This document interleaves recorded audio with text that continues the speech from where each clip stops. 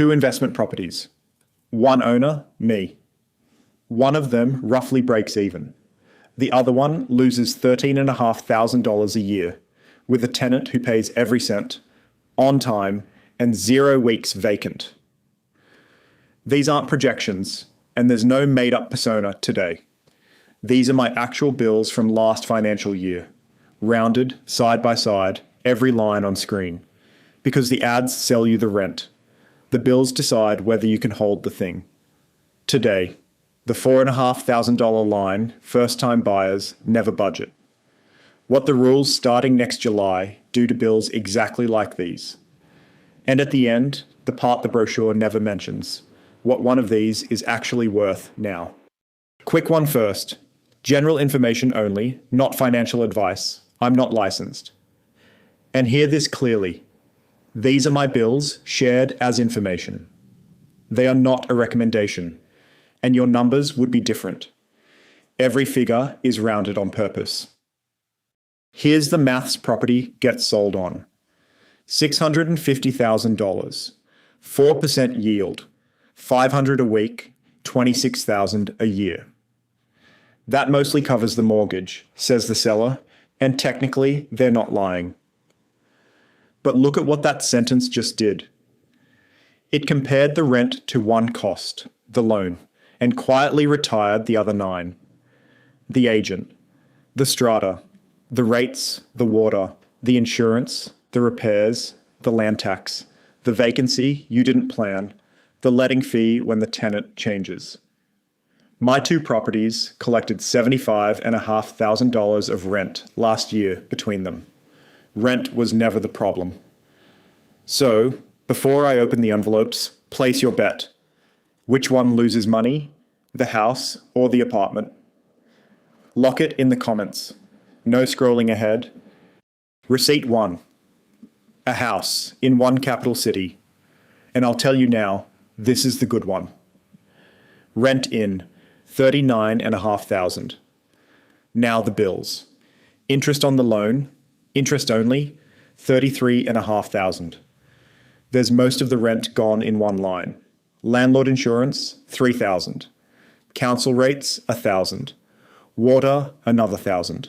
Repairs, $500, and that was a kind year, not a normal one. Land tax, 0. It sits under the threshold, for now. And you'll notice no agent fee.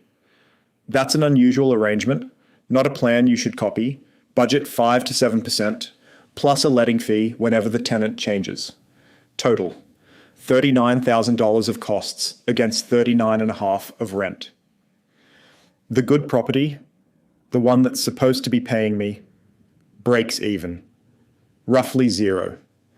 And that's with no vacancy, which is luck, not planning. Budget a fortnight empty every year. At tax time, the paper losses. Depreciation, mostly, hand back about $3,500 at a middle bracket. So after everything, the house puts around $4,000 in my pocket. That's the win. Hold that thought while we open the second envelope. Receipt 2. An apartment in a different capital city. Same owner, same tax system, same honest tenant. Rent in, $36,000. First bill, interest, $38,000. Read that again. The loan costs more than every dollar of rent before a single other bill arrives. Now the line I promised you. Strata, body corporate, $4,500 every year before the building earns me a cent. It's the biggest cost on this receipt that isn't the bank, and it's the one first-time apartment buyers most often forget to price.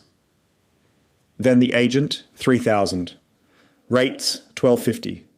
Water, $1,000. Insurance looks cheap at $500 until you realize the building cover is hiding inside that strata number. Repairs, $750 this year, $2,500 the year before, when the plumbing and the carpet both decided to retire at once. A kind year tells you nothing. And land tax, $500, because thresholds are per state, and this one's over the line. Total, $49,500 of costs against 36 of rent. $13,500 a year, out of my salary after the rent. That's what the rent covers it actually looked like on this one. One more thing for regulars. Both my properties still claim depreciation. Buy this same apartment secondhand today, and that $4,500 line is zero. That rule's in the last video, linked below. Before the verdict, 4 things that catch people, none of which show up in a year 1 spreadsheet. Insurance doesn't stay still. Landlord premiums have been repricing hard, especially anywhere flood risk touches. Fixed rates end. When they roll, repayments can jump by hundreds a month overnight. Repairs are lumpy. A kind year tells you nothing about the next one. And deductions leak. Borrowing costs, land tax, depreciation schedules. Read your own rental schedule once a year. Nobody cares about your deductions as much as you do. Now the part that changes this whole video for anyone buying today.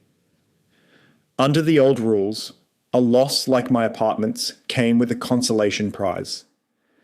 The paper loss, about $25,500 once depreciation is counted, comes off your salary, and at a middle bracket, the tax office hands back roughly $10,000. My $13,500 hole shrinks to about $3,500 after tax. Painful, but survivable. From July 2027, for an established place bought after May 2026, that refund against your salary is gone. Not the loss is quarantined. Banked and paid back out of future rental profits or the capital gain when you sell. But the yearly check that made holding bearable? Finished. Same bills, same tenant, and the full $13,500 comes out of your pay every year until the maths changes. I ran that reform end to end in the last video. It's linked below. Now, the page the brochure leaves out, and it's not the one you think. Every spreadsheet anyone runs on property, including mine, is built on averages, and the averages are honest. Capital city prices really have compounded at about 5.5% a year for 30 years. But an average is an index. Buying one property isn't buying the index. It's picking a single stock. You get one draw, and your draw can sit a long way from the average in either direction for years. I can see it inside my own too. One has grown well. The other is worth roughly what I paid for it. Rent up every single year, value flat, while its city averaged along just fine. That's not a reason to avoid property. It's the difference in concentration. A broad index fund spreads one purchase across hundreds of companies. A property concentrates everything into one address. And that concentration is exactly why I showed you bills today, not brochures. The verdict then. The rent is the only number anyone will volunteer, and it's the least informative one on the page.